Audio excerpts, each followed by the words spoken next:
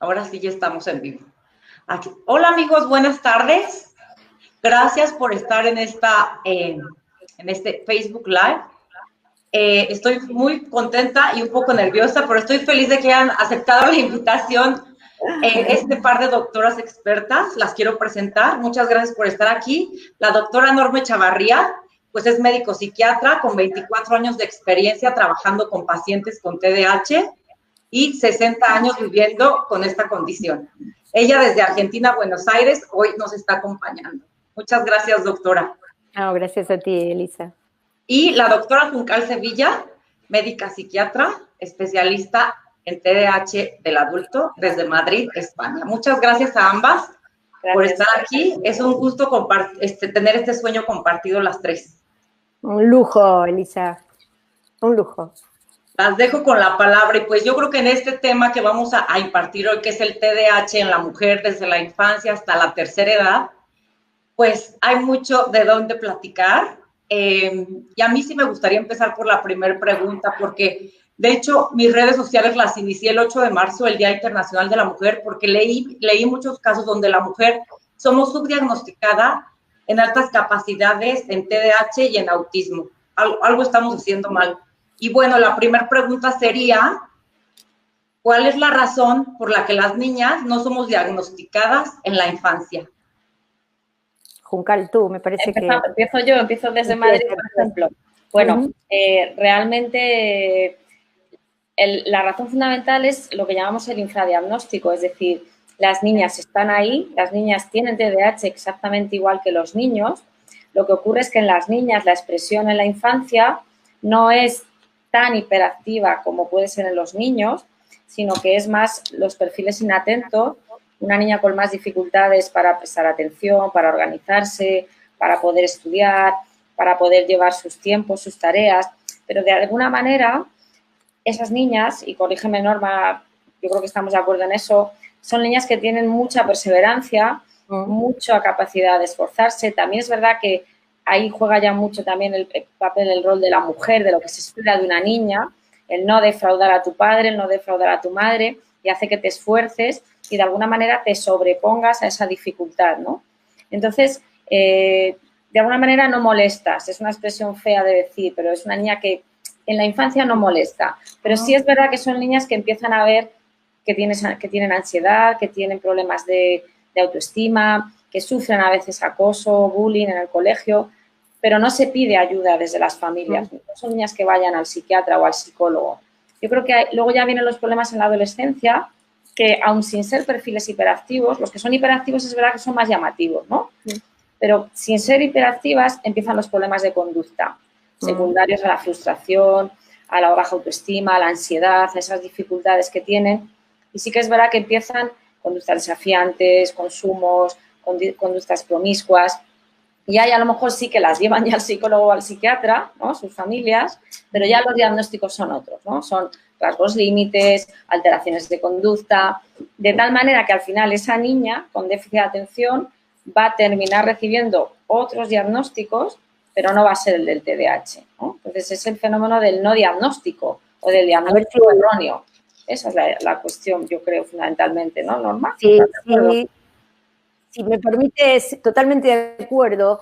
Yo le pondría un énfasis un poquitito también al factor neurobiológico de ser mujer y tener estrógenos, porque hay toda una diferencia en la edad en que los síntomas empiezan a ser notorios, como bien dijiste, en la pubertad, en la adolescencia. Mientras tanto, las niñas tienen factores de protección, ¿sí? Los factores de protección, uno es tener un nivel de estrógeno más alto, que son esas hormonas sexuales que le permiten liberar más dopamina, es decir, se hace menos visible su sintomatología, y de hecho, por ahí aparecen ciertos rasgos que son compensados, porque no es tan grande, porque es más organizacional, porque la mamá las ayuda, y porque a veces una niña hiperactiva, habla mucho, por ahí interrumpe, y yo diría que la cuestión que va empezando a surgir es algo de sentirse diferente. La niña, si la podemos escuchar, se siente distinta, es un poco aislada de otras niñas, porque el juego de la mujer, el varón es más de crear, de construir, de chocar autos, de correr y de patear, y la niña es más de charlar, de armar juegos de contarse historias, y ahí hay una gran desventaja en la niña con TDA, porque se cuelga, porque se olvida,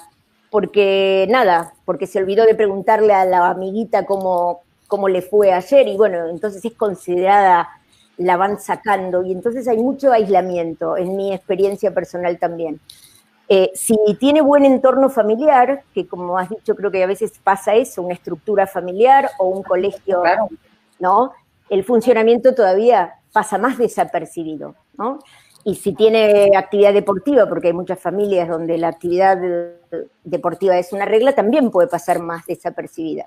O el arte o la música, por lo tanto, más que nada es muy social y va minándose el desarrollo en cuanto a la percepción.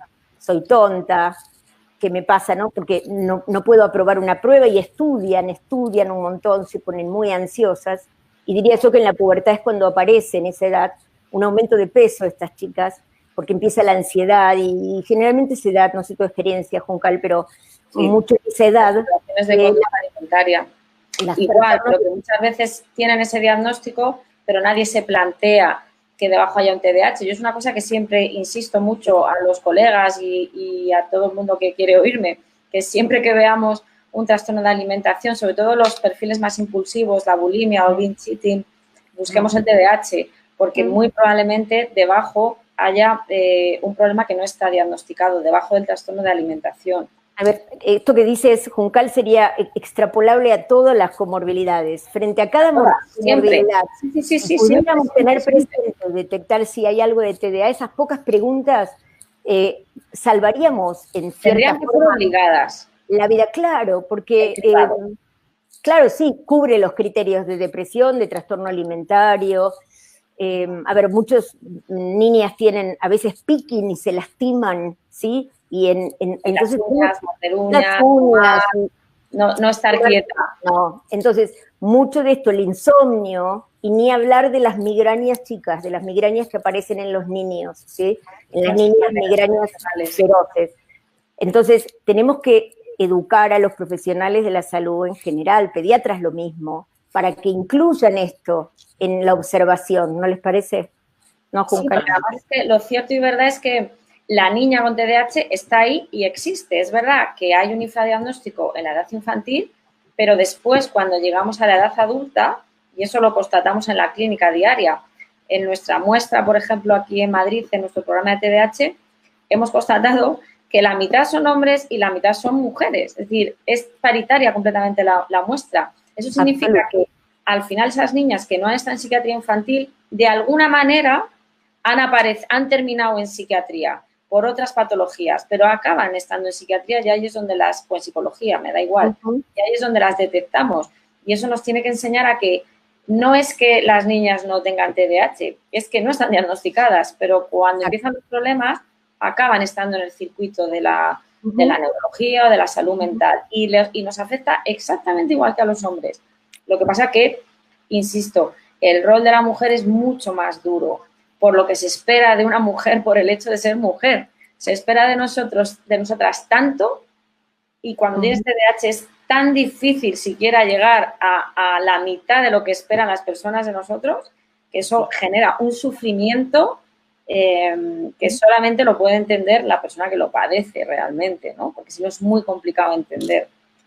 Por eso me parece, Juncal, que es tan importante esto, porque aparte la niña va creciendo sin ni siquiera saber qué le pasa, se siente realmente diferente al resto, y su comportamiento no es el esperable de la niña, prolija, delicada, la que va... Femenina, sí, y a mí me recuerda mucho porque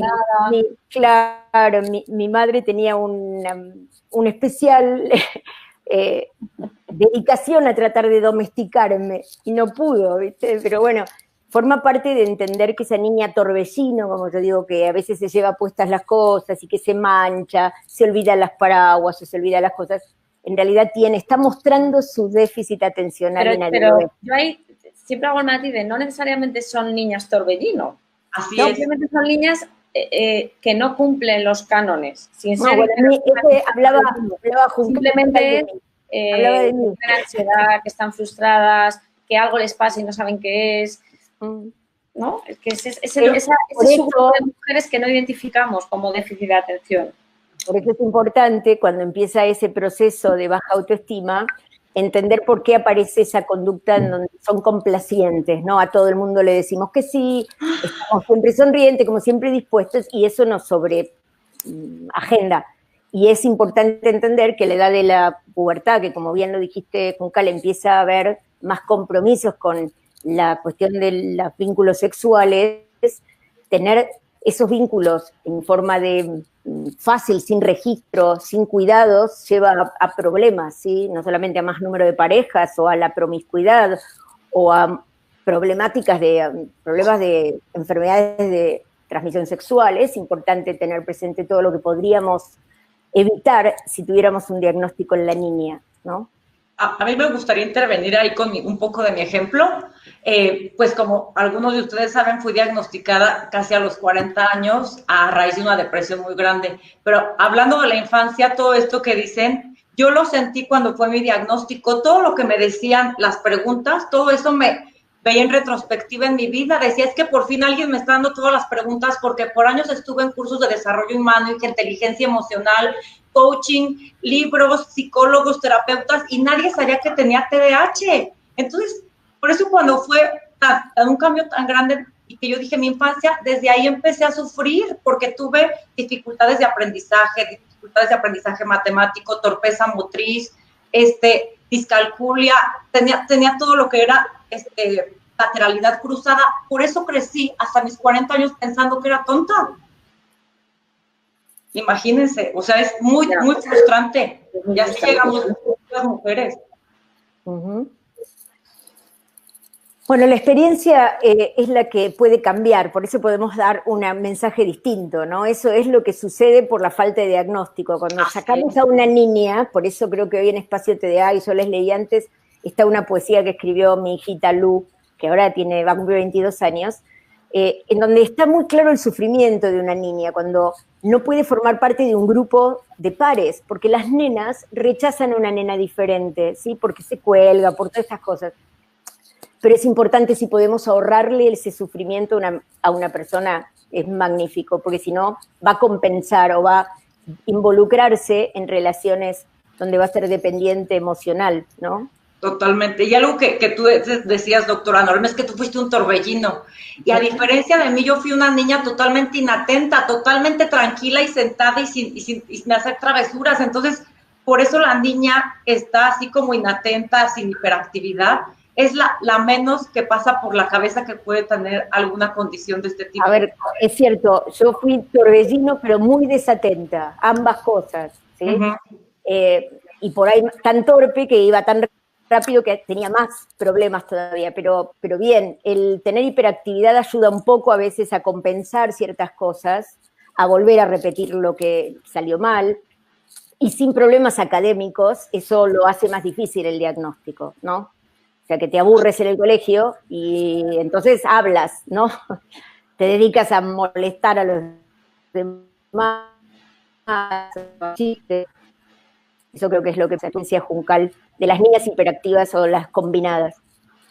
Elisa, perdóname un segundo. Me están diciendo que no se puede entrar desde Facebook. No se puede entrar si no se está viendo la gente. Sí, nos está viendo la gente. ¿Puedes poner el link en mi página? Me parece sí, que no está puesto. Ya está. Sí, ya. Vale. Sí, yo creo que este tema, pueden seguir hablando del tema de la adolescencia. La verdad es que a mí, cuando fue mi salto de la infancia, que fui toda la niña introvertida, y hoy que es 2 de mayo, Día Internacional de la Lucha contra el Acoso Escolar y el Bullying, toda la vida me sentí excluida y rechazada por todas estas dificultades que les digo. Entonces, una niña no comprende por qué era torpe para jugar avioncito, resorte, quemados, voleibol, y solo yo misma me excluía por tenerle miedo a la pelota. Y hasta que fui a un congreso de autismo supe que se trataba del trastorno de integración sensorial. Entonces, todo esto antes no se sabía, pero hoy hay tantas herramientas y expertas como ustedes que qué bendición tenerlas aquí.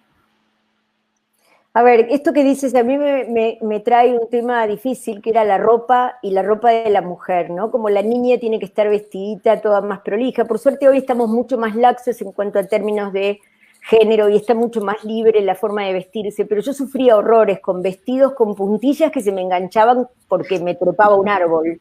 Claro. Entonces, obviamente, y como le contaba a Juncal, por momentos era muy triste porque yo no quería mancharme. El vestido me encantaba, pero no era lo que iba con mi estilo de funcionamiento.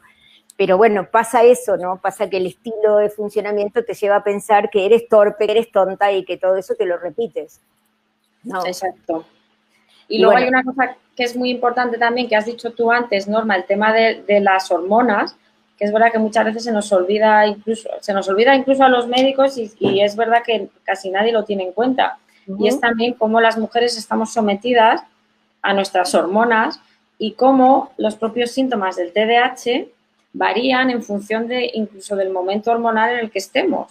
Totalmente. Es decir, que estamos sometidas a muchos factores externos y además a factores internos que son difíciles de controlar.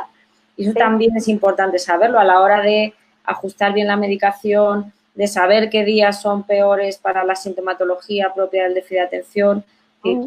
Que todo eso es importante saberlo y es importante que las mujeres que tienen TDAH también lo sepan, ¿no? Porque muchas veces se nos olvida que es un factor que a las mujeres nos afecta y a los hombres no, porque ellos no tienen no tienen las hormonas que tenemos nosotras cuando bajan los estrógenos en el momento de la ovulación, ese momento tan delicado del ciclo.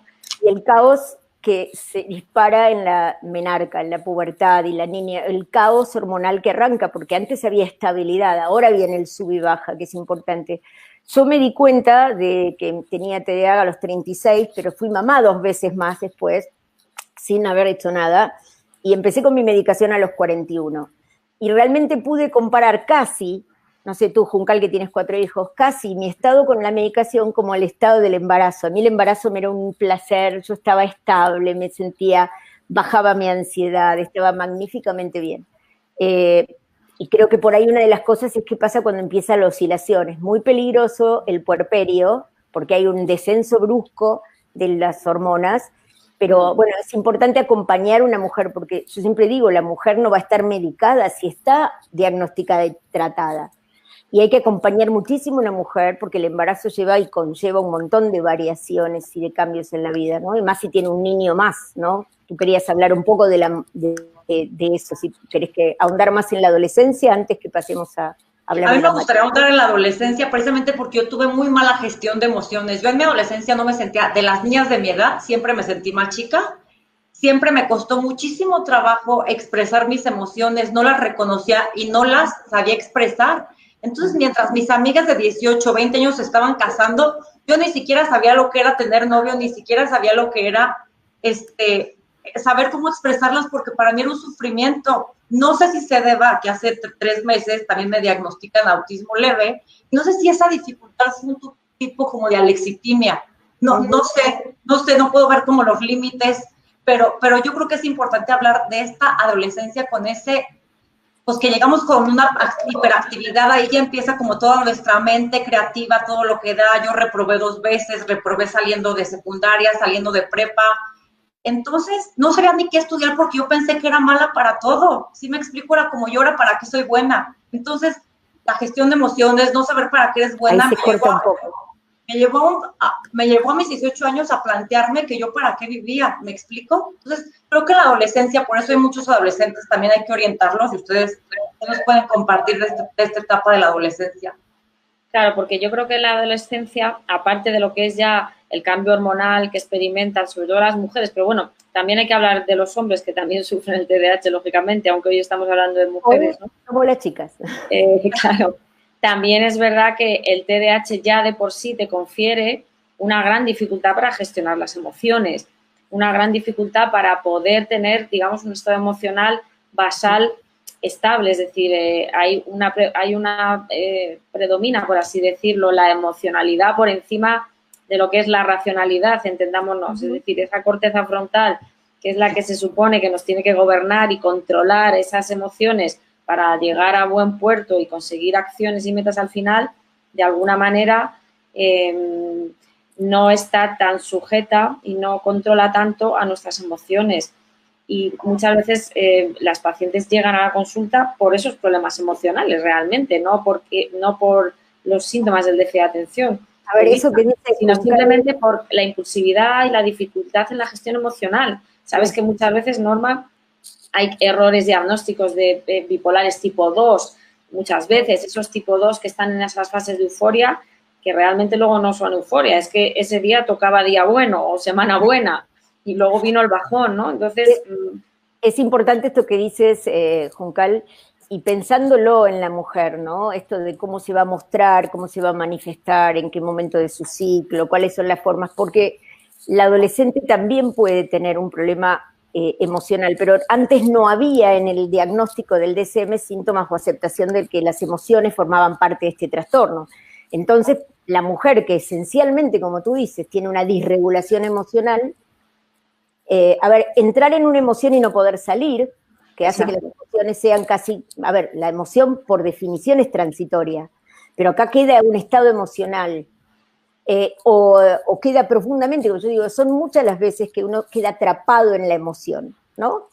O que genera un recuerdo esa cuestión y cambia abruptamente. Yo por eso digo, muchas personas, ojo que también tienen comorbilidades, que no solamente son confundidas tienen comorbilidades con trastorno bipolar o con trastornos de ansiedad.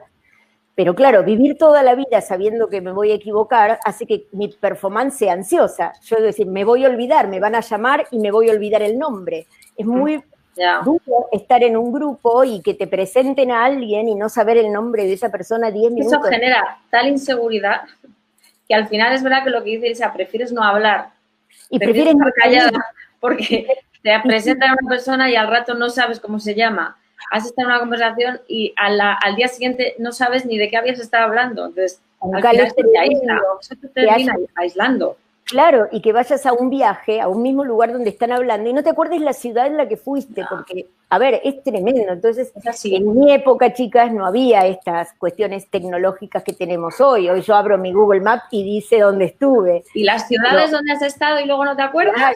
Claro, por eso me pasaba. Te has recorrido medio mundo y luego no te acuerdas. No, entonces es muy importante entender que tenemos que, por eso yo digo, primero viene la fase de psicoeducar, de entender qué es el TDA, cómo se presenta, que no se asusten los papás cuando pensamos en una niña con TDA, que no piensen que es un rótulo de por vida. El rótulo va a ser el de tonta, el de imbécil, el de poco inteligente que se va a poner sin tratamiento. El estigma al final. El estigma es ese. En cambio, tiene todo un potencial para poder desplegar. Yo creo que es importantísimo que el mensaje también llegue a las mamás, a los papás, de que no es que hay diagnósticos por doquier, pero es muy alto el porcentaje de niñas que están, porque los varones también lo tienen, y coincido contigo que son iguales, se manifiestan distinto. Entonces, no podemos dejar de mirarlas. Yo creo que es obligado buscarlo siempre en las mujeres. Es una cosa que insisto muchísimo siempre en el trabajo diario. Igual que buscas como profesional trastorno bipolar, trastorno de personalidad, sistemáticamente, cuando tú tienes delante a un paciente, tú activas, digamos, tus ruedas de pensamiento y tus opciones diagnósticas. Yo creo que a las nuevas generaciones, y es lo que nos tenemos que ocupar ya las que vamos entrando en años, es de enseñarles que el TDAH hay que buscarlo, igual que buscas otro diagnóstico, ¿no? Que no tiene que ser algo excepcional, sino que tiene que ser la norma, el buscarlo como algo, como un diagnóstico más. Me parece súper importante. Sí, y es más, eso debería ser de estar dentro de las preguntas que un pediatra hace a las madres siempre, porque esto pasa desapercibido. Como la niña no va a hacer un lío en la sala de espera o no va a molestar tanto, como tú dices, en realidad, y si molesta, yo fui muy activa, pero no era una niña molesta o traviesa mal. Pero mira, yo aquí quiero lanzar un mensaje a todas las personas que nos están viendo que tuvieron el diagnóstico, porque esto ocurre mucho entre los propios pacientes. Cuando llegan a psiquiatría de adultos y tú les preguntas, ¿tienes algún antecedente psiquiátrico? Y te dicen, no, bueno, de pequeño me daban una pastilla o y nada, eso quedó ahí. O sea, ni siquiera las propias personas que tienen TDAH saben, porque nadie se lo ha explicado realmente, que eso no es una cosa que pasó en la infancia y que ahora están en el psiquiatra por otra cuestión añadida, ¿no? Es un poco, y es que, o sea, nuestra labor, yo creo, y nuestra obligación como profesionales es difundir esto, es decir, que si tuviste un diagnóstico ya de pequeño, sigues teniéndolo de adulto. Lo que pasa que ahora de adulto tendrás otros problemas asociados, ¿no? A veces pero lo que pasa...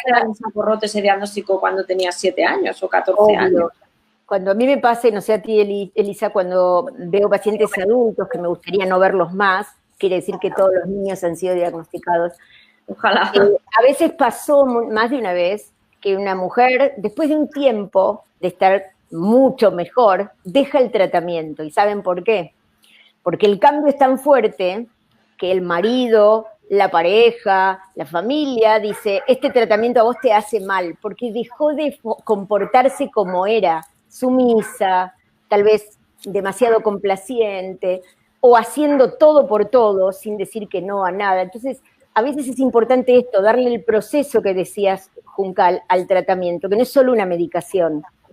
No, la medicación es el 50%. Toda realmente. Una transformación, porque una persona que creció creyendo que era tonta, que era torpe, no va a sacar... Pero no solamente, yo creo que no solamente es el tonta, el torpe, es también ahí quizá hago más hincapié cuando las adolescentes ya empiezan a tontear con las drogas, con los porros, con el alcohol, las relaciones sexuales, con esa necesidad de buscar, yo siempre digo la paz, ¿no? De buscar esa inquietud que tú llevas dentro, ese malestar, y al final vas buscando esa tranquilidad con las relaciones sexuales, con los consumos, con las conductas desafiantes, ¿no? Y ya además porque a veces no eres la tonta, porque a veces eres una persona muy inteligente, con mucha capacidad, y bueno, pues vas sacando los estudios, y eso por lo menos te salvaguarda, ¿no? Pero entonces tienes que arrastrar otras etiquetas que son incluso también mucho más dañinas, ¿no? De irreverente o maleducada o, ¿sabes? ¿No? Sí. Eso también marca una mujer al final, ¿no? Pero es importante porque esto que decimos es lo que va a formar esa personalidad, ¿no? La va a ser reactiva, ¿por qué? Porque la dejan aparte o porque su forma de contacto es la pelea o el generar un conflicto. La defensa. Cuando en realidad no saben resolver un conflicto por una cuestión neurobiológica, es una función ejecutiva cerebral la de resolver problemas. Y evidentemente al no tenerlo, cada vez que hay un problema, corta la relación y se acaban. Amistades muy pequeñas, cortas todas. Entonces digo, es muy complejo, es muy importante el rol que tenemos los padres, las madres, siguiendo esta evolución de cómo interactúan nuestros hijos. Porque a veces vemos que hay familias constituidas desde ese lugar, conflictivas, cortan con todos y están aislados, porque tienen esa dinámica también genética. Entonces es importante verlo, ¿no? Yo creo que es importante que ustedes hablen del tratamiento multimodal, que mucha gente no sabe, relacionado a tu pregunta, doctora Norma, mucha gente no sabe en qué consiste el tratamiento multimodal. Y yo creo que es básico. Cuando hablamos de niños, se habla mucho más frecuentemente del tratamiento multimodal. El niño está en el colegio, se incluye psicopedagogía o una psicóloga educativa, un terapeuta de familia y el tratamiento farmacológico. Para mí, no sé tú, Elisa, que tienes esa experiencia en adultos igual, para mí no puede haber tratamiento solo farmacológico. Para mí también. No puede existir el tratamiento que es solamente una que viene por la receta y nunca hizo ningún trabajo, tampoco tiene que estar todo el tiempo en trabajo terapéutico, pero sí tiene que procesar ese proceso de reencuentro con quien realmente es. Muchos pacientes dicen, la medicación me va a cambiar, y yo le digo, vas a saber quién sos. La medicación de acá arriba no sos. Claro, pero la medicación no lo cambia negativamente. Yo siempre digo, yo soy esta persona que soy, que es la que estaba debajo de toneladas de cosas feas, gracias a la medicación y a la psicoeducación y al trabajo que para mí es importante. Entonces, siempre tenemos una pata que tiene que ver con eso, con el trabajo terapéutico, con la sanación, con el coaching, a ver, no es una sola forma. Lo único que yo siempre digo es, y perdón a aquellos que están involucrados en el psicoanálisis, pueden seguir, pero en otras áreas, no con TDA. El psicoanálisis para el TDA genera una diversificación que no es buena, ¿sí? Porque pierden el hilo, no tienen un foco, y hay que trabajar muy puntualmente con el paciente, ¿no? En un trabajo muy de coaching activo, y la persona tendrá que hacer su proceso, pero me parece que esa es mi experiencia, no sé tú, Juncal. Yo creo que en relación al tratamiento, mi experiencia es que el 50% del tratamiento es el diagnóstico. Sí, el que alguien te explique esto que te ha pasado es por esta razón. Y además no solamente es por algo que tú hayas podido evitar o por algo que tú... No, es que es una cuestión del neurodesarrollo con la que tú has nacido. Es decir, y nadie tiene la culpa, lógicamente.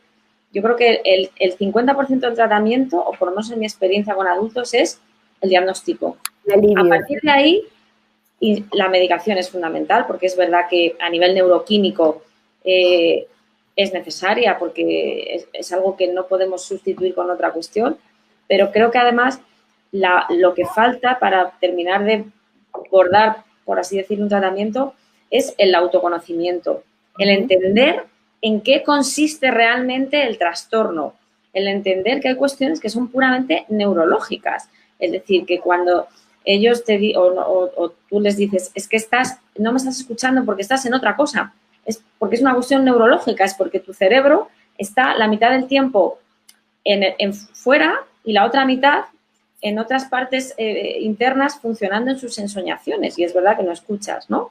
O esa impulsividad, es una cuestión de funcionamiento cerebral, es decir, cuando tú entiendes por qué eres así, es que el trabajo del terapeuta es explicar. Eso es súper importante lo que has dicho, Juncal, porque cuando en Estados Unidos, sobre todo, que tienen tanto avance en un montón de cosas y tan mala la salud, desde mi impresión, comparándolo con la nuestra, se hace un diagnóstico muy rápido, se hace un screening de los síntomas, se le da la medicación y van al refill en 3 meses. Nadie les explica qué tienen, nadie les explica el funcionamiento.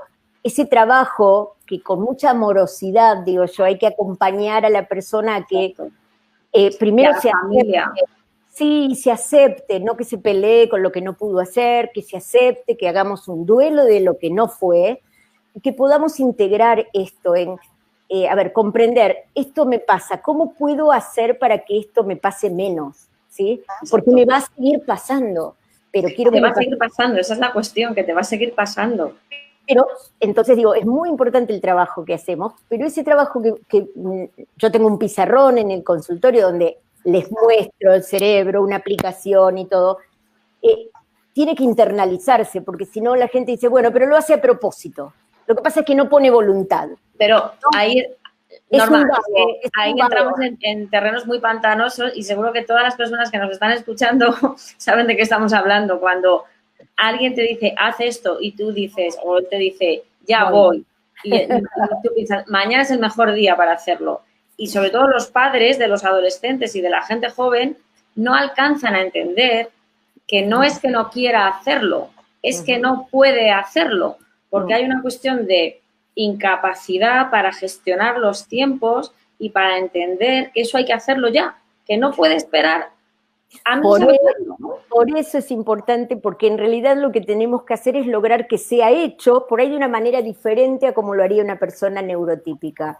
Porque como te digo, el orden para las personas que tenemos TDA puede ser que yo coloque los caramelos en un bol de la ensalada, porque es más grande, porque es más... La caramela con tapita. No, la caramela con tapita sirve, porque lo voy a romper. Entonces, armar un nuevo orden, un orden que sea amigable, como digo yo, para la persona, hace que pueda llevar adelante esas tareas que dice mañana, ¿no? Porque claro, si no te vas a seguir diciendo mañana.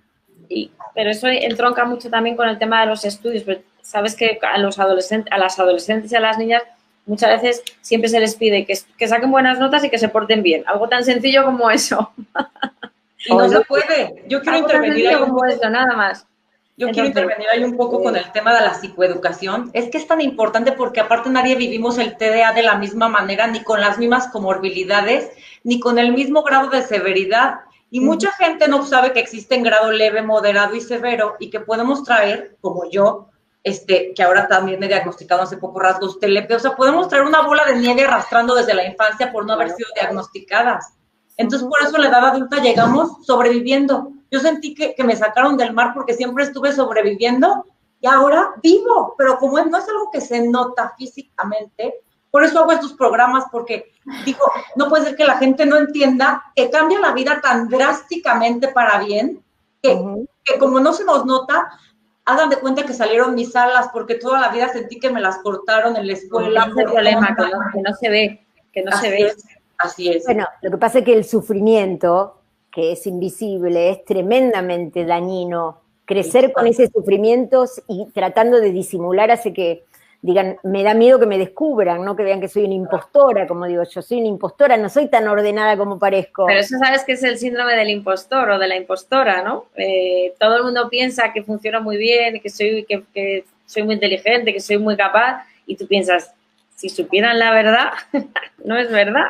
A ver, chicas, me acuerdo un amigo mío que quiero mucho, que todavía somos amigos, porque mis amigos del colegio estamos muy unidos, después de más de 40 años, que me dijo un día, me desorientás porque sos a veces tonta y a veces brillante. Yo no me voy a olvidar porque era muy chica, y después con el tiempo dije, tenía razón, esto se veía de alguna manera.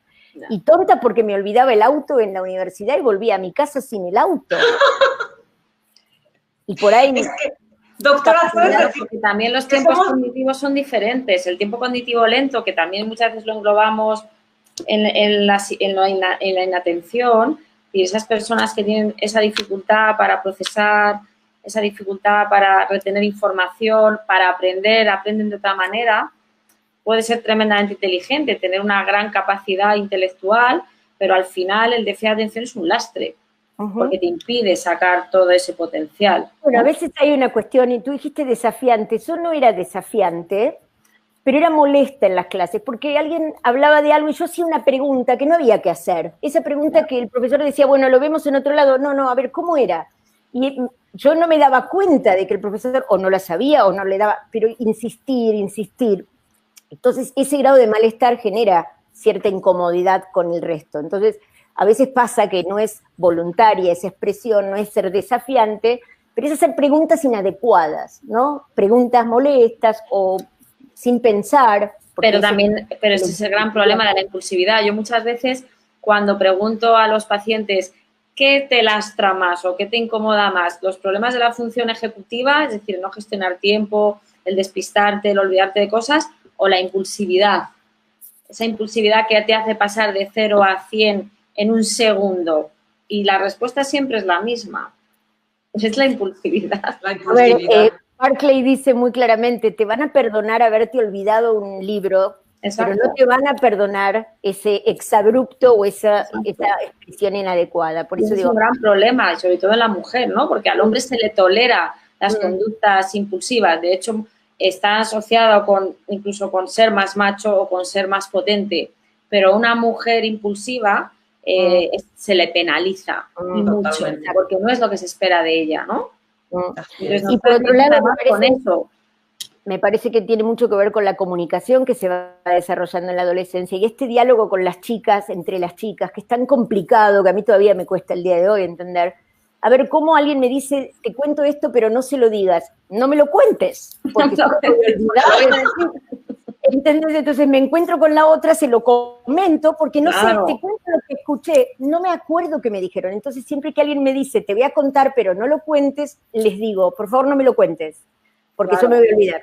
Pero esas adolescentes tan impulsivas que enseguida están con el WhatsApp, en el Instagram, colgando mensajes de los que luego se arrepienten, eso es un problema también. Para ellas eso es mucho más problemático cuando tienen que integrarse en la tribu social que el aprobar o no aprobar, yo creo, ¿no? Es mucho más grave el decir, Dios mío, acabo de subir una foto a Instagram o un mensaje de WhatsApp que no tenía que haberlo hecho.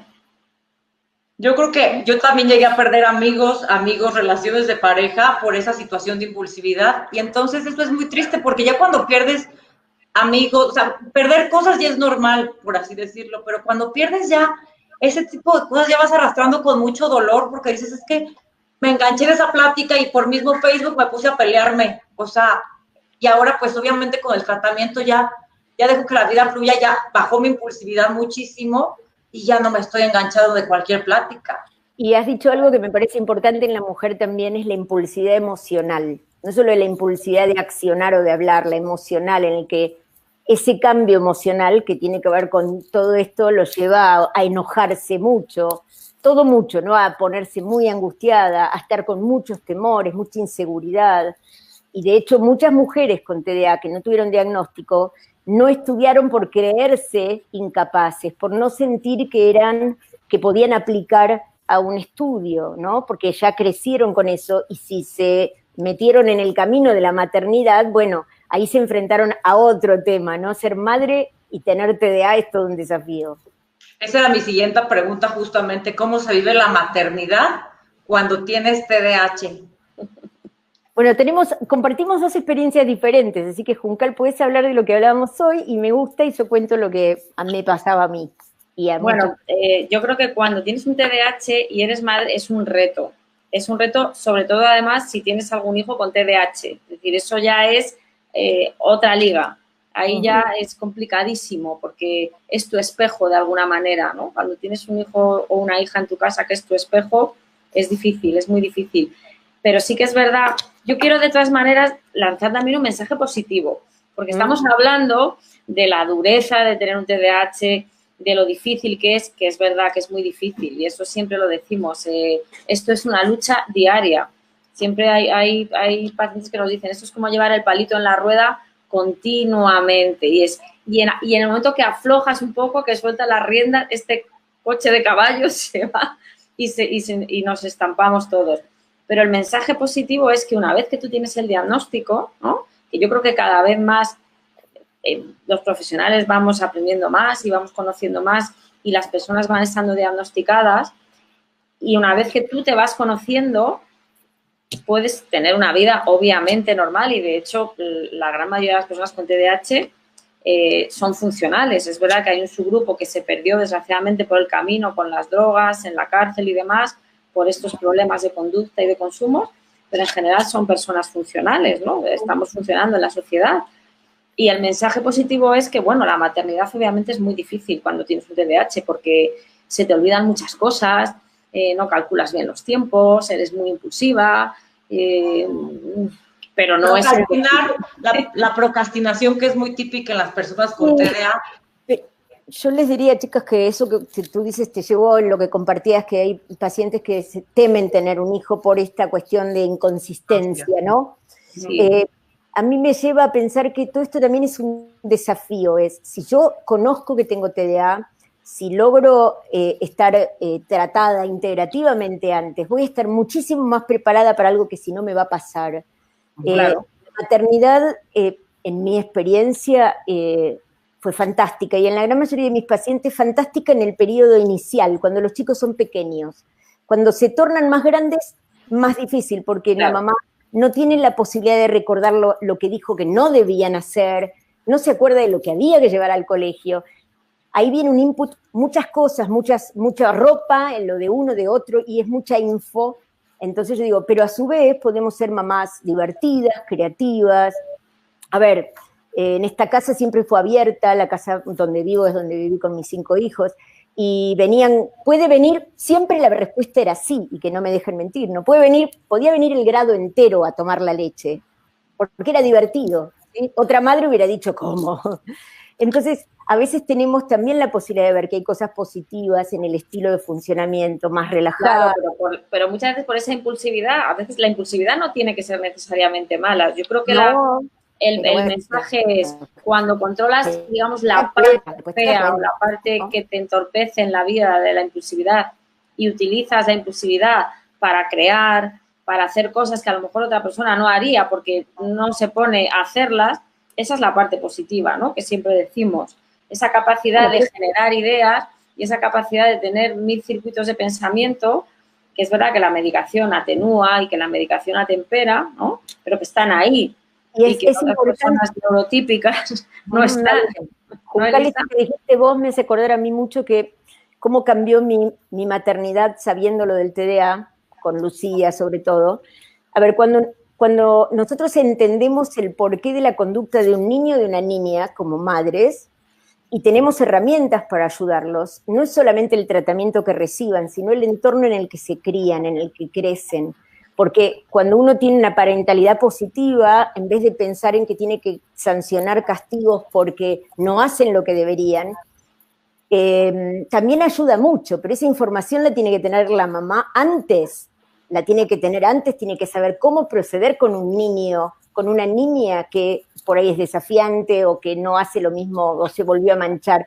Entonces, es muy importante todo lo que es prevención de trastornos emocionales posteriores, porque las mamás podemos ayudar muchísimo en la Pero forma... es fundamental que la madre que tiene un niño con TDAH entienda cómo es el TDAH, porque entonces ves a tus hijos, ves a tu hijo con otros ojos, ya no le ves como ese niño que te quiere fastidiar, como ese niño que te desobedece sistemáticamente, sino que entiendes que si hoy no se ha levantado de la cama en todo el día y se ha quedado pegado a la tableta, es porque se le ha ido el tiempo y porque por más que tú le hayas llamado 7 veces a comer, a ducharse, él está desconectado. Es súper importante cuando la mamá también tiene TDA, porque la inconsistencia de los mensajes es mortal para la educación, ¿no? Si te digo una cosa y después te digo otra, pobre chico, no sabe para dónde ir.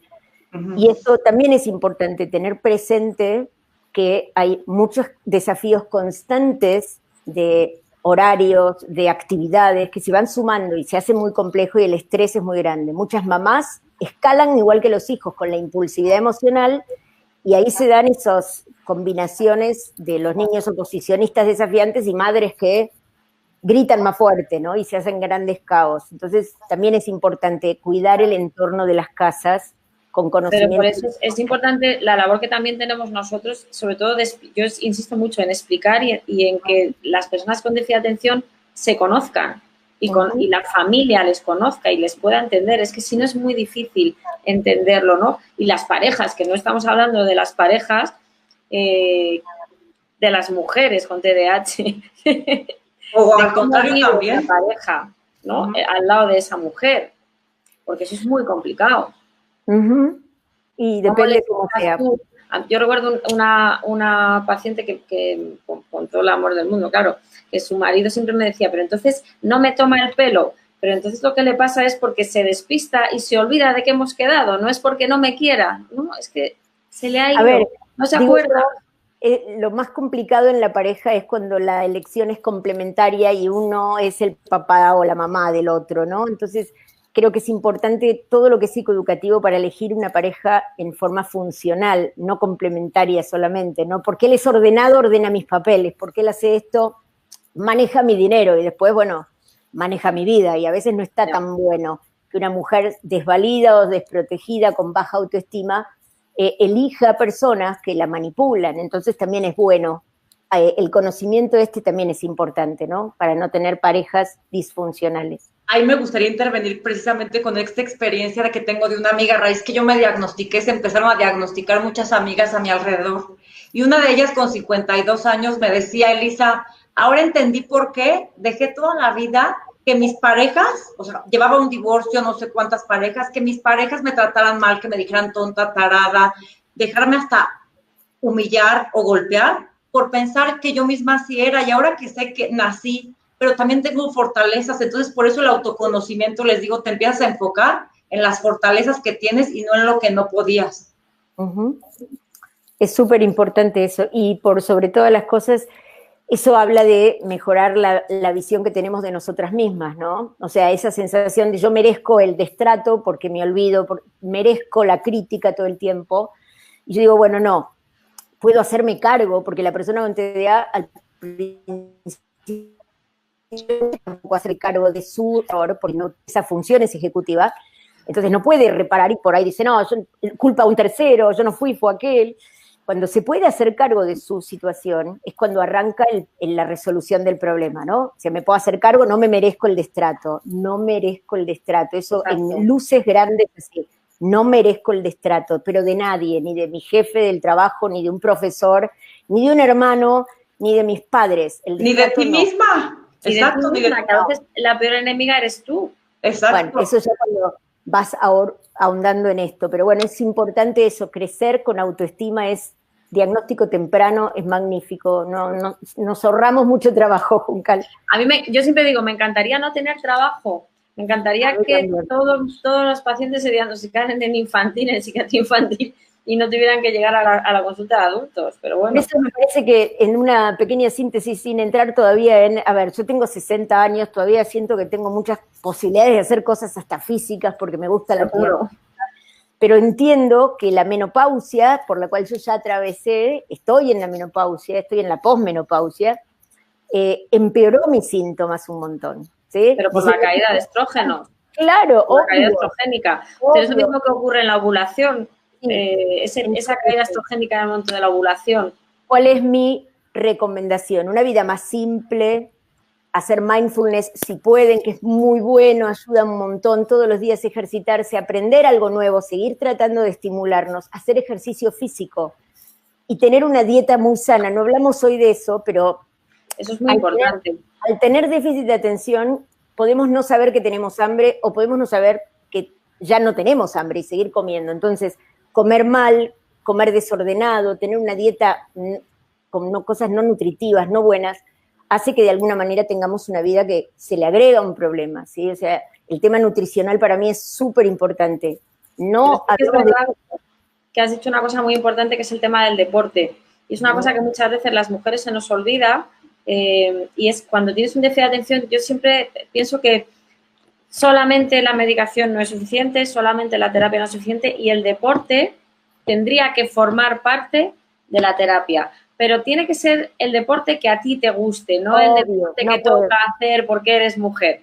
Porque a lo mejor a ti lo que te gusta es hacer boxeo, porque a lo mejor a ti lo que te gusta es hacer escalada, cosas que a lo mejor no son propias de una mujer, ¿no? Yo hace más de 20 años que voy a remar al río, con un bote en el río.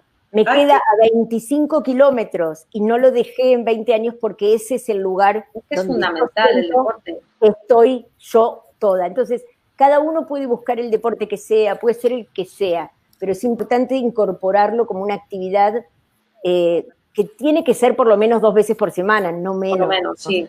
Por lo menos, y que dure, ¿no? Un ratito entre medio. O sea, consciente. Mindfulness para mí es una ayuda impresionante en el TDA, es tema de meditar, el tema de centrarse, el poder hacerlo, porque hay que aprender, pero ayuda mucho en la toma de conciencia, que nos cuesta tanto. La toma de la hora, que es muy difícil para este cerebro, ¿eh? Exacto, y es muy difícil porque nos conecta con las emociones, nos permite nombrar la que decías, Elisa, también, o sea, todo un montón de cosas que no son solo medicación, no hablamos solo de medicación, hablamos de coaching, hablamos de mindfulness, hablamos de ejercicio, de una buena dieta. Yo siempre empiezo esto con mis pacientes, ¿qué desayunas? Pensando en la medicación. La gran mayoría no desayuna. No tarde, pero porque van siempre con prisas por la mañana. Entonces, ese trazo de la mañana se gestiona fatal. Para mí es vital, todas las casas deberían ser como yo aprendí de chiquita, se sienta toda la familia para desayunar con manteca, porque ese tiempo también nos ancla en la proporcionalidad de los tiempos que necesitamos poner, hay que parar para hacer cosas, y ese es un momento importante, por eso creo que todo lo que es organización de esos espacios, de que los chicos vayan a la cocina, las nenas pueden aprender a cocinar y gustarle hacer esas cosas, es necesario ordenar también que la alimentación sea una alimentación sana, más en una sociedad donde después hay tanto valor por la imagen y después entra el problema de los trastornos alimentarios. Sí que es verdad que esto enlaza mucho con el tema de hoy. Cuando eres mujer y tienes TDAH, a veces el hecho de hacer la compra, programar menús, programar la nevera, es un ejercicio altamente complejo. Es muy complicado porque requiere una planificación, ¿no? Y eso hace que muchas mujeres o muchas mamás se penalicen, decir, soy incapaz, mis hijos llevan 3 días sin leche, tengo la nevera vacía, no he cocinado para esta semana. Entonces, eso requiere a lo mejor, pues eso, hacerse un plan en un pizarrón, como dices tú, en el salón, que te ayuden. Sobre todo, yo siempre digo, pedir ayuda. Es decir, a esa pareja o a tus hijos, pide ayuda para hacer ese planning y asume que a ti, pues igual que tienes otras cosas maravillosas, eso te va a costar más. Y no está de más que pidas ayuda y entre todos digáis, vamos a hacer un menú, ¿no? A ver, igual con Cal, yo siempre digo que nosotros tenemos que encontrar nuestra forma, porque cuando pides ayuda y es de la forma estándar del neurotípico, a mí no me sale. Entonces, a veces es encontrar la forma en que esa organización funcione y hasta que no la encuentres seguís probando. Por ejemplo, yo tengo una regla para mis pacientes cuando empiezan, le digo, cocina doble durante una semana, doble. Haces milanesas, cocina 8, guarda 4. Cuando llegó el domingo, el menú de la semana siguiente está entero en el freezer. Solo tienes que cocinar doble. Doble lata de tomate, doble salsa. Entonces, eso ayuda porque empieza por ser algo simple. No es tan grave, no tengo que hacer un montón de pensamiento. Todo doble. Eso todo doble y ya tienes lo de la semana que viene hecho. Exacto. Y no lo tienes que comer en el mismo orden porque está congelado, lo puedes cambiar, pero ya está listo. Y esto me parece que es aprender, primero conocer dónde están las cosas que no nos salen bien, porque tenemos cosas que nos salen bien. A mí la organización me encanta, y yo tengo TDA, pero la organización me ayuda porque si no me pierdo, ¿sí? Entonces armé una organización para poder hacer todo en el tiempo que necesito hacerlo. Entonces eso ya está incorporado. Pero se puede aprender cada uno encontrando sus facetas, ¿no? Bueno, chicas, pues ya casi es la hora. Ahorita vamos a seguir media hora de sesión de preguntas y respuestas. Solo para cerrar esta parte de la tercera edad, ¿qué sería lo más importante? A ver, yo te cuento qué, porque estoy con mis 60, es tremendo, tercera edad. ¡Ah! Bueno, no parezco.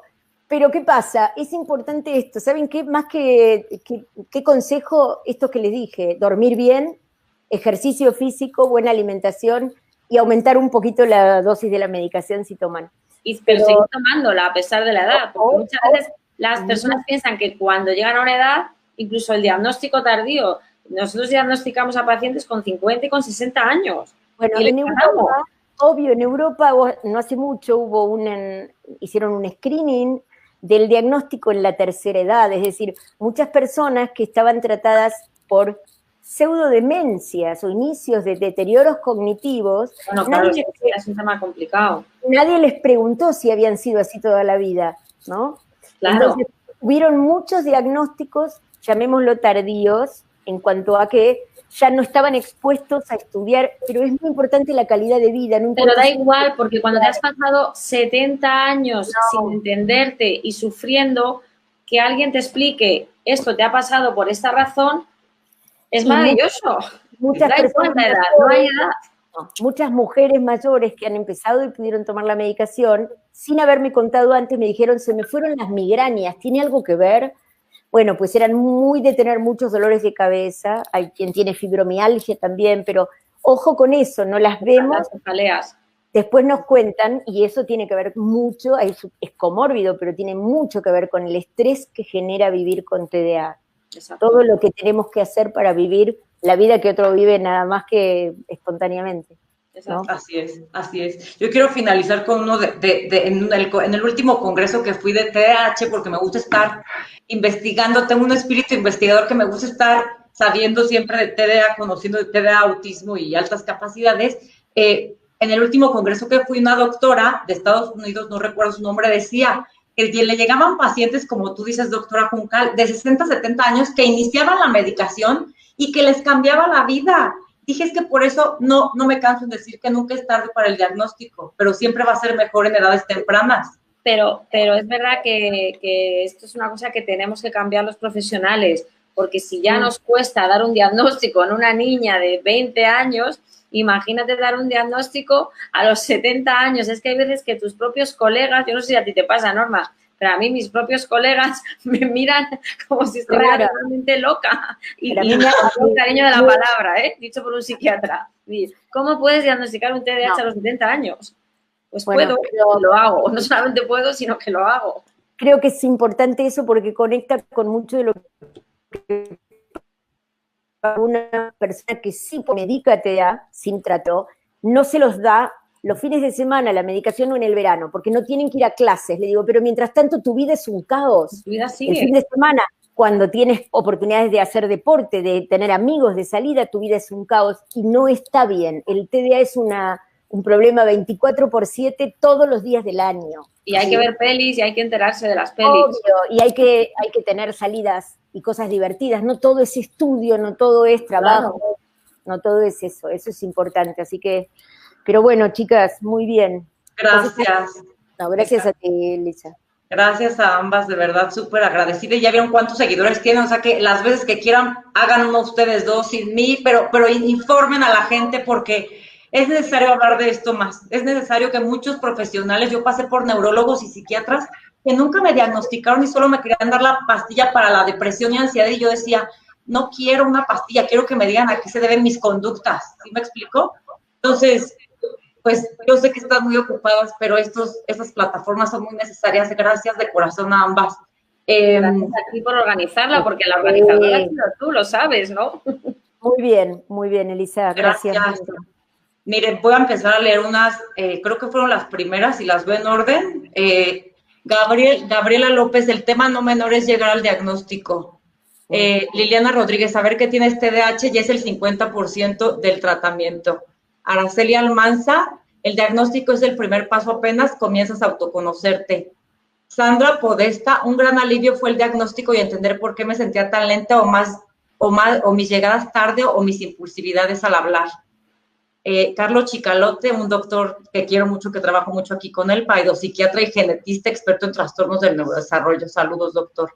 Psicóloga Lucero del Alba, así como también la psicoeducación de la familia, la pareja que va de la mano con el autoconocimiento y la aceptación del diagnóstico para poder tener un apoyo. Blanca de Miguel, eso Norma, eso es, no sé a qué se refería, pero te está apoyando en tus comentarios. Natalia Vázquez, hola, qué maravilla. Liliana Rodríguez, se requiere un gran apoyo de la familia y que la familia lo entienda. Blanca de Miguel, el tema de voluntad es peligroso, es la chica del problema. Bueno, yo creo que eso era como en el tema de la voluntad, claro. De nosotros que nos cuesta. Ángeles Medellín, exactamente vivo en Estados Unidos, pero por eso estoy aquí buscando información, porque aquí solo te dan la medicina y punto. Qué triste. Lucila, su niño, ¿quieres decir algo, doctora? El refill lo llamo yo, como cuando van con un vaso de Coca-Cola a que le hagan el refill. Entonces le dan la medicación por otros 6 meses y nadie les pregunta cómo están lidiando con el proceso de su tratamiento. Es muy complejo. Pero Norma, permíteme que haga un inciso, por lo menos se la dan y le diagnostican. Sí, es que el problema todavía peor es que no te diagnostiquen y no te la den. Pero igual están muy solos porque no hay formación, no hay falta también esa formación del trabajo, como tú haces, lo que te haces también tú, este compromiso acompañando a un paciente mucho tiempo, porque se sienten mal al principio, ¿no? ¿Quién soy? ¿No? Yo creo que algo que no incluimos, yo creo que fue los grupos de autoapoyo. Yo cuando fui diagnosticada, luego busqué grupos de autoapoyo y leo. Yo sí lo hago. Es una bendición, porque es como si vas con las personas que funcionan igual que tú y compartes por qué te sentías tan diferente y por qué funcionabas diferente. Nosotros sí que hacemos grupos de adultos. En el programa de adultos sí lo hacemos y de hecho es la herramienta terapéutica más poderosa que yo tengo, el grupo. Y además yo siempre les digo, es como entrar a un grupo de personas con TDAH, entrar esa hora y media con ellos, es como meterte en una cápsula espacial y hacer un viaje por el espacio donde puedes sentirte tú libre de hablar, de expresarte, porque sabes que de la puerta para afuera nadie te va a comprender, ¿no? Y los grupos son maravillosos, son lo mejor que yo hago en mi día a día. Yo tengo grupos hace 20 años que sigo haciendo talleres, y los talleres ahora los estamos teniendo en la compu por la cuarentena que tenemos por COVID, pero creo que es el lugar más maravilloso de toda mi experiencia profesional. Yo digo, es un espejo, vos ves el otro moviéndose, expresando lo que le pasa, tu experiencia, el ayuda, la comunidad, la red que se arma tan bonita, que digo yo, en donde la comprensión está dada, la risa, cuando alguien llora. Mucha risa en un grupo con TDAH. Claro, y el respeto cuando alguien también puede llorar y contar su historia y ayudarse mutuamente, que es en sí mismo para mí una maravilla. Cada uno de los grupos hay gente que hace años y es importante fomentar eso. Me parece súper importante, Junca. Los grupos son sanadores, Sí. Yo cuando fui diagnosticada, los grupos los encontré en Facebook y estaban hechos en España. Y hoy agradezco a ellos, porque hoy hay gente de todo el mundo y cada día leo como cada día entran más personas con diagnóstico de 30, 40 años y acaban de ser diagnosticados muchos porque acaban de diagnosticar a sus hijos. Lucila, su niño, además de la dificultad de la activación dentro de las funciones ejecutivas que fallan, pues todo lo que ya dijimos, ¿no? Y las funciones ejecutivas cerebrales, Lucila, la gestión emocional. Es la regulación emocional es una falla también ejecutiva. Entonces, También. la disfunción ejecutiva, y después yo diría, para agregar esto, que esa misma disfunción es como zapatos chicos. Si caminas con zapatos chicos, te salen ampollas, que no son el problema, pero son consecuencia de vivir con el problema. Entonces, muchas veces se generan problemas en cuanto a la relación con los demás por este estilo de funcionamiento. Pero bueno, es todo disfunción ejecutiva cerebral. Todo, sí. Totalmente de acuerdo. Carlos Chicalote, doctor, ¿cómo lidiar con la inconsistencia? Ay, ese es un tema, con la inconsistencia parental, ¿no? Bueno, primero hay que tener muy claro lo que vamos a hacer, tiene que ser muy simple. Nosotros hacemos un programa que es el Dr. Charles Green, que se llama Collaborative Proactive Solutions, soluciones colaborativas y proactivas, en el cual le podemos brindar a los papás la posibilidad de que, solemos como padres o madres con EDD decir muchas cosas, queremos, ve a lavarte los platos o ve a lavar la copa, ahora los mandamos a otro lado. La consistencia es poder tener una posición, qué es lo que queremos decir, acotado, cortito, y recordarlo. Es ser consistente. Si yo dije que no quería que después de las 9 de la noche los niños estuvieran despiertos, no genero un programa como madre a las 9:30, porque eso no sería consistente, ¿sí? Recordar lo que planteamos y ser consistente es eso, ¿no?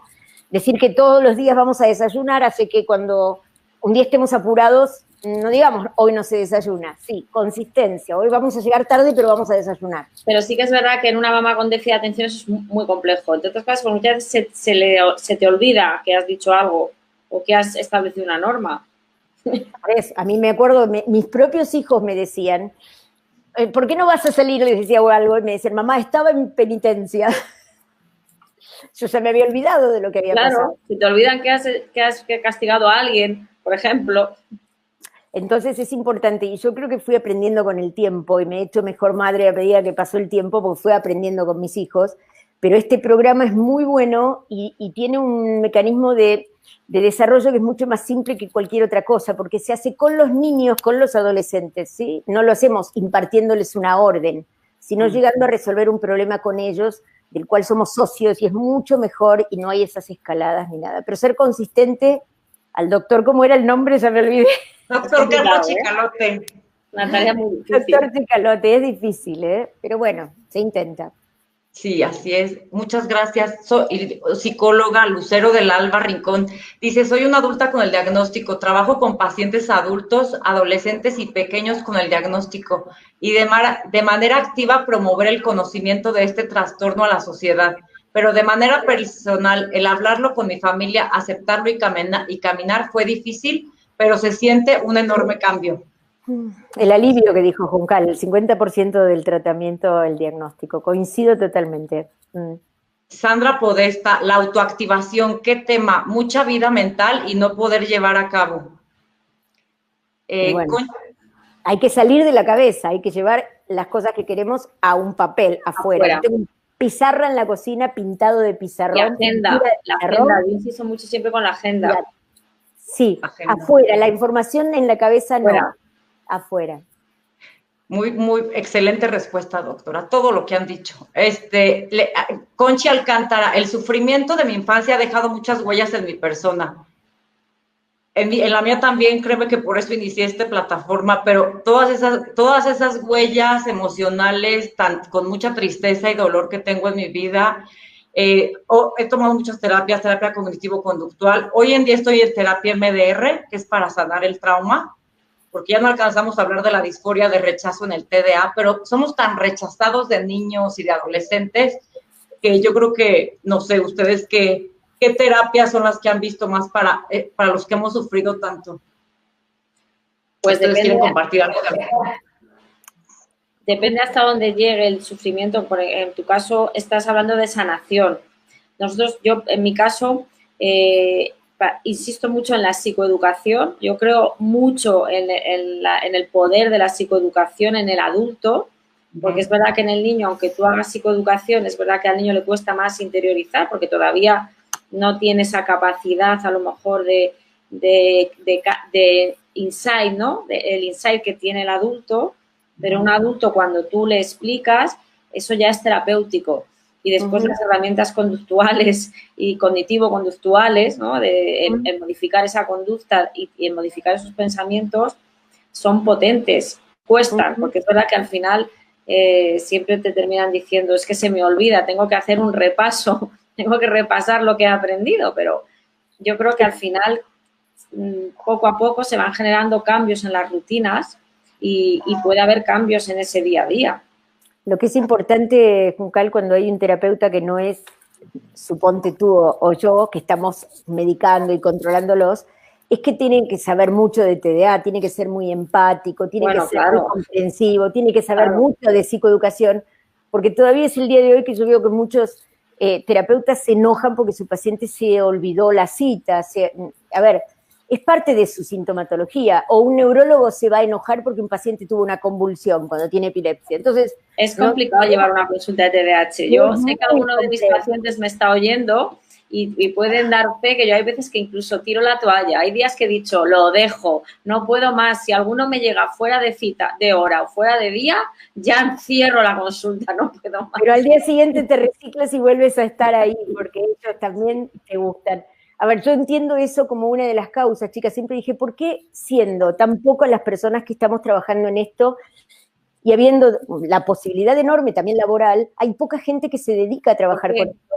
Porque es muy difícil. Es muy difícil. Porque es muy difícil, muy desgastante, que viene el paciente y te cuenta que se compró un nuevo teléfono, pero no te puede pagar la consulta.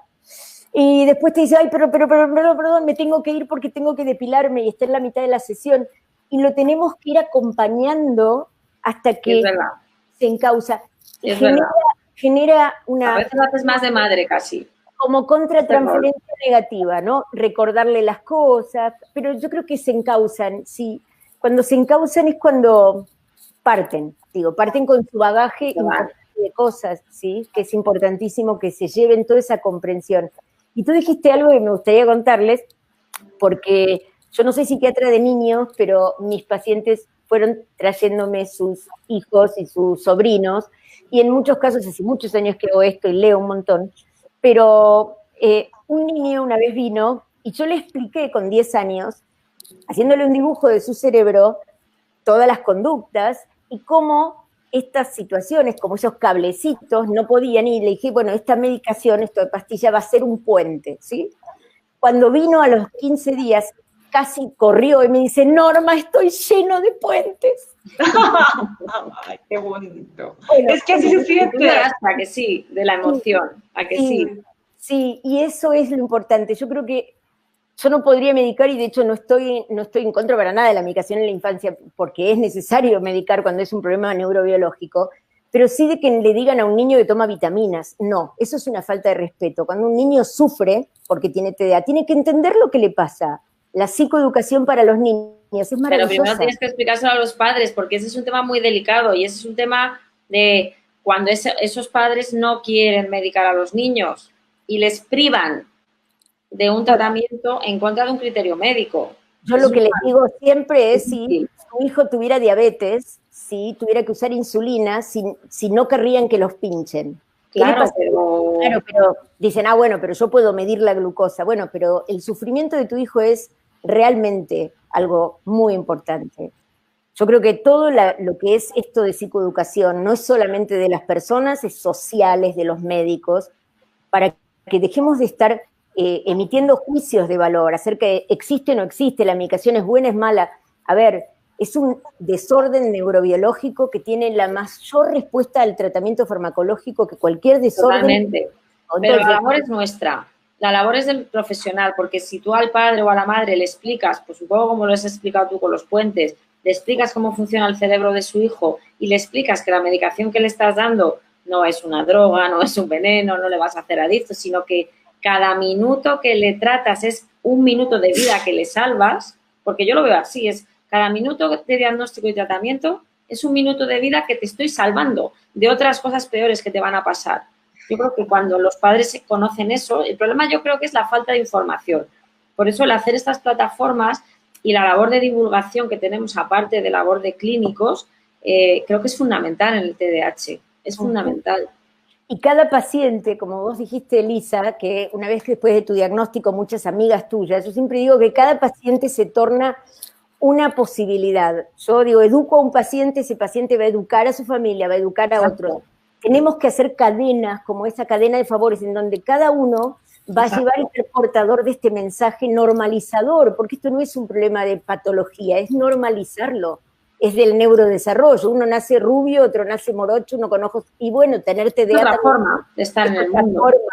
Y podemos aprender muchas maneras de poder manejarlo. Y también tenemos que saber eso. Tenemos que saber que no vamos a poder hacer tal vez el mismo orden que Mary Kondo, pero que tenemos nuestro orden, ¿sí? Así es, no, es un placer, es una gozada todo lo que estoy con ustedes aprendiendo. Dice Araceli Almanza Lamas, una gran amiga de aquí, que es una fundación con TDA, dice, así es, aprendemos a sobrevivir. Pues sí. Bueno, hasta ahí, hasta el diagnóstico, y después tenemos que aprender a vivir. A vivir. Así es. Hasta Yo aprendí a vivir. Hasta el diagnóstico, supervivencia, pero después a vivir, chicas. Así es. Y aceptarse, porque yo digo, empieza el proceso de aceptación que es tan importante, aceptarme como soy, aceptar que me voy a manchar, por ejemplo, hace que yo diga, bueno, no voy a almorzar ahora porque voy a mancharme, voy a almorzar como si fuera un niño, me voy a manchar seguramente y después me voy a cambiar. ¿Por qué? Porque cuando me mancho me frustro, pero me voy a manchar. Y aceptar que siempre se te va a olvidar algo cuando te vas de viaje. Y no tan dramático, ¿no? Como tratar o de superar todo o de ocultar todo. Yo digo, cuando nos relajamos y aceptamos cómo somos mucho mejores, porque el estrés hace que tu cerebro funcione mal. Entonces, cuando estás relajada, cuando estás mucho más distendida, yo en los congresos de Estados Unidos hacía eso, que me cambiaba, iba caminando con zapatillas y vestida en esa época como para un congreso había que vestirse bien, ahora con un jean está bárbaro. Y yo me ponía los tacos en la puerta sentada en la escalera y me subía las medivacha en una escalera, ¿sí? No en el baño. Entonces, yo digo, bueno, para mí eso era quién era yo, ¿sí? No estaba reparando en eso. O sea, no hoy lo haría en la escalera, lo haría en el baño, pero iría con las mismas zapatillas porque sería muy poco práctico ir con tacos caminando 6 cuadras, ¿sí? O sea que tenemos que aceptarnos quiénes somos y cómo funcionamos. Así es. El doctor Carlos Chicalote nuevamente nos pregunta, ¿para las mujeres deberían de cambiar los protocolos de intervención? ¿Qué tenemos que hacer para que eso suceda? ¿Protocolos de intervención terapéutica? Sí, protocolos de intervención terapéutica. Yo creo que volvemos al origen, ¿no? El buscar el buscar los síntomas, hacer una historia biográfica en las mujeres adultas y diagnosticar. Porque una vez que diagnosticas es lo mismo, es lo que estamos hablando todo el tiempo. Ya has hecho la mitad del camino. El protocolo es diagnosticar, buscar y encontrarlo y diagnosticarlo y tratarlo. Igual que en el hombre, ¿no? Sí, es verdad que luego hay unas connotaciones en la mujer, el tema hormonal, el tema del hormón. Por ahí los ajustes hormonales, o en la época del embarazo, o en la época de la posmenopausia. Así es. Silvina Santander, me emociona sus palabras. Mi hijo tiene TDAH y ahora me doy cuenta su sentir. Araceli Almanza Lamas, el síndrome de la impostora, el delirio de persecución es de lo poco que se habla, de que hace rato lo hablamos. Wilder González, felicitaciones, yo soy neurólogo y debemos seguir educando. Gab Namías, sos genial, Norma. Araceli Almanza Lamas, comenzar a difundir información correcta. Gab Namías, nuevamente, sí, ella lo hace años. Araceli Almanza Lamas, soy mamá de 2 jóvenes con TDAH y trabajo de manera multimodal en una asociación en Irapuato, Guanajuato. Es muy cansado hacer esta parte de integración de la familia al TDAH. Sí, porque muchos se resisten por miedo y por desinformación. Sí, son los peores. Hay que seguir. Es que es un trabajo, este es un trabajo no acaba nunca, mucho más complejo. No acaba nunca. Sandra Podesta. No se puede leer, no se le puede dar un hito, no, hay que explicarlo. Sandra Podesta, lo triste es cuando la familia no entiende y dice, pero si seguiste una carrera, pero si trabajaste, confunden con falta de inteligencia. ¿Sí? ¿Se confunde? Sí, con falta de perseverancia y con falta de voluntad y con inconsistencia, ¿no? De que hablábamos antes. Es verdad que parece que por el hecho de haber tenido una carrera no puedes tener un TDAH y muchas veces es todo lo contrario. Es decir, depende de muchas variables, del entorno social, económico, cultural en el que crezcas, de tu capacidad de perseverar, de lo que te hayan enseñado en tu casa. Y es una cosa que hoy en día tendríamos que quitarnos ese cliché, ¿no? De si tienes un TDA no puedes tener una licenciatura. No solamente no puedes, sino que puedes ser doctora, puedes ser profesora universitaria, puedes ser ejecutiva en la banca, es decir, puedes hacer mil cosas en la vida. El tema importante en eso, a ver, Elisa, es súper importante porque ese es un tema de no puede ser porque es muy buena alumna, ¿sí? Ya. Yo tuve diploma de honor en la facultad y podía haber tenido medalla de oro, pero puse una radiografía al revés y me saqué un 4. Y ese 4 me bajó el promedio a 8,26 y yo tendría 10.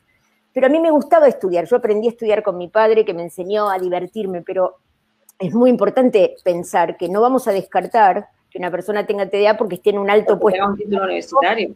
O porque tenga un título, o porque no tenga problemas académicos. Exacto. Porque la insatisfacción crónica de no saber qué quiero, de no saber, ¿no? Esto lo dijiste tú, Elisa. Yo terminé el colegio secundario y decía, yo puedo prácticamente hacer cualquier cosa menos abogacía, porque no me gustaba. Pero puedo estudiar lo que sea, me pones y estudio. El tema era saber qué quería, ¿no? Porque en el fondo es eso.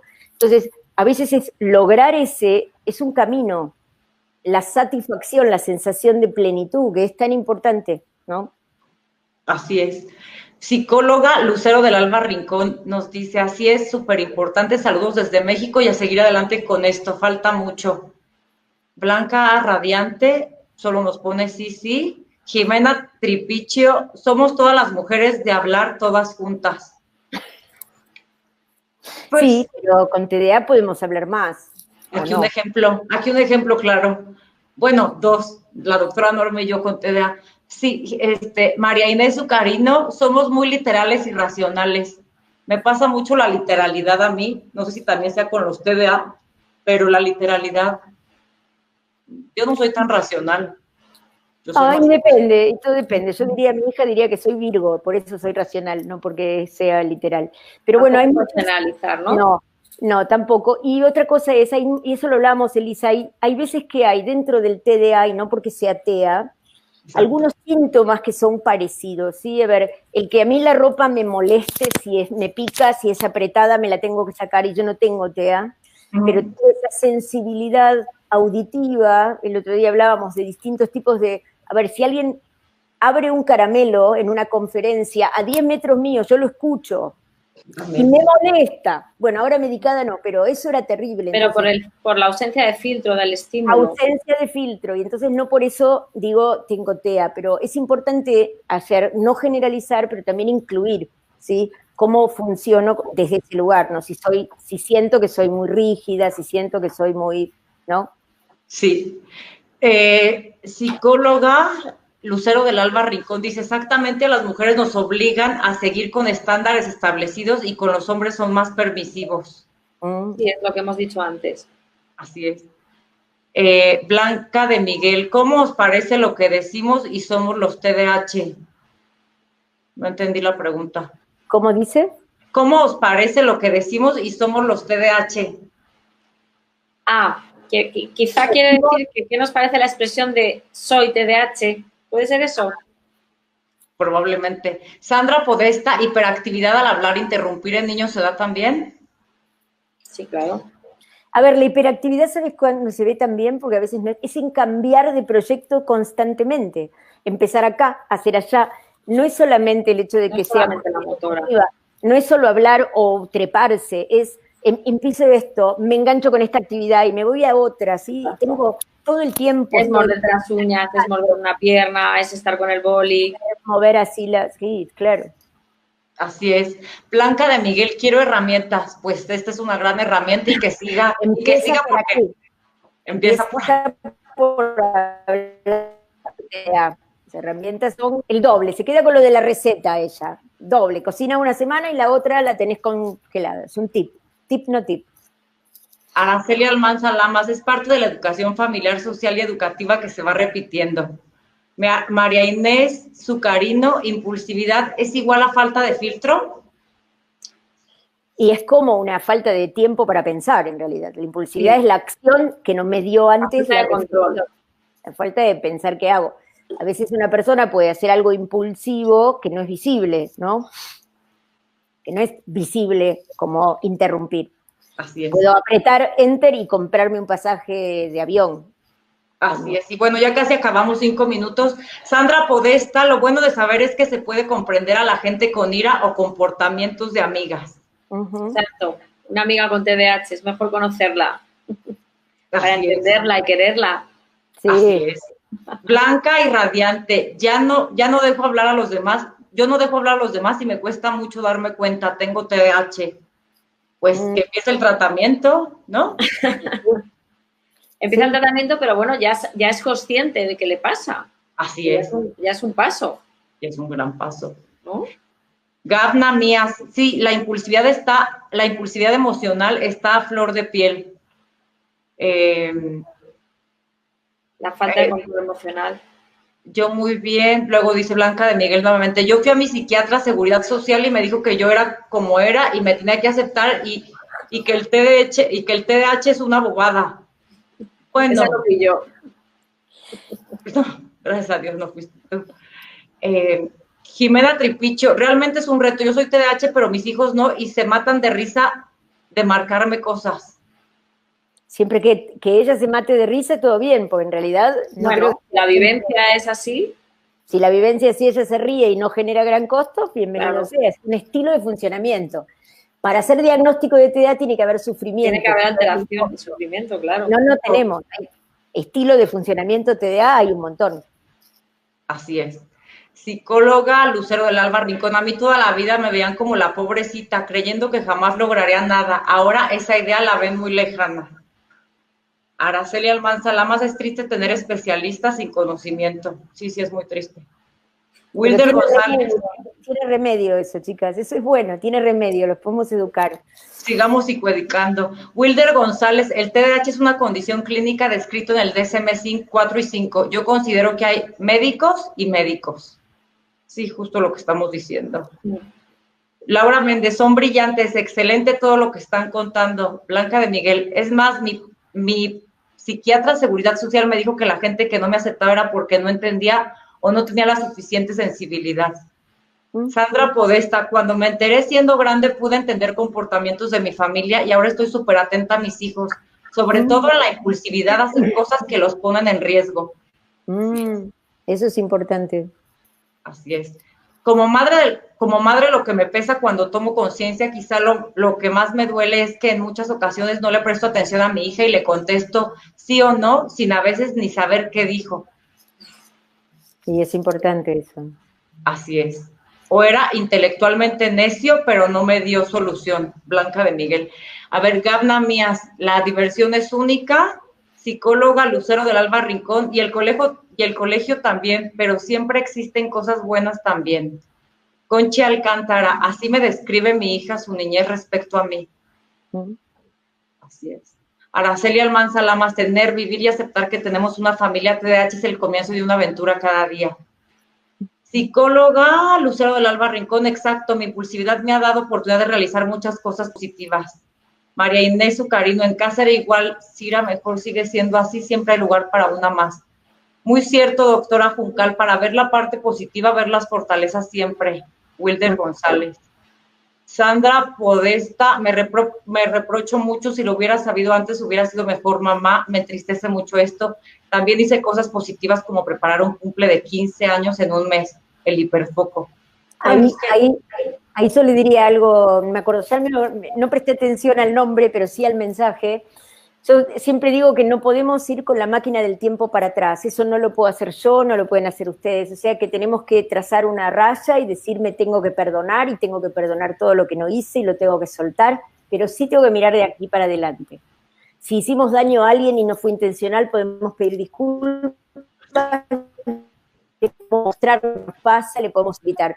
Pero creo que tenemos que empezar a mirar de aquí para adelante, porque si no vamos a hablar del sufrimiento eterno, lo vamos a dejar en el foco y no es esa la idea. La idea es que puedo hacer hoy con el diagnóstico de aquí para adelante, ¿no? Así es. Con calvos que pensar. Sí. Pues chicas, ya son las 2:30. lo que quieran cerrar, y agradecidísima de corazón. Ya vieron cuántas personas y cuánta participación, hay muchas preguntas, pero bueno, si no las contestaremos de manera personal cada una. No, las dejás abajo y después las podemos contestar y se las mandamos, porque aquel que preguntó merece la respuesta, me parece muy buena intervención. Yo personalmente te agradezco un montón, Elisa, por haber generado esto, a vos, Juncal, porque te había conocido, pero no te había conocido antes.